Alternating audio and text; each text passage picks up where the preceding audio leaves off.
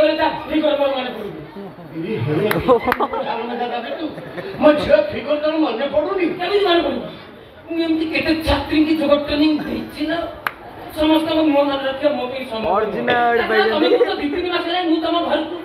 आसी नै ओरिजिनल बाइजन सिमस कोइ कथा मन रखिबी औ गले पकड़ी चुटकी ए चुटकी यार आइलो चुटकी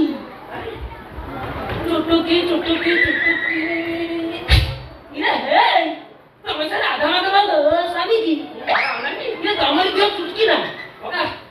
चुटकी हमर ओटे उत्तम छात्री मते तुम पर्सनल जो शिक्षा देथली तार मुति विपद हेला कि अब कारण तू साला हार मिटा माइक्रो में को बर्बाद करी छु किछि करी नै आज्ञा नमस्कार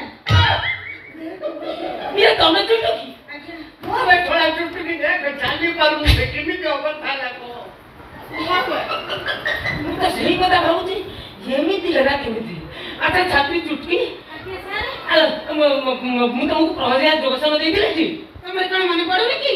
जो दिन रात्रि बाबा हॉस्पिटल रे थिले से दिन मु तो मुका नथिबी रही जारे साथी रात्रि को पाई तमे सही चुटू हे तू भाबुची सही चुटू मैं देखिलु का कथा थरो पता तुमे सही ओ ताय बेटा कि धरा मते ये धीरे मोर किछि दोष नहीं आउ मोर ट्रेनिंग रो पद्धति ला सबटा बोलो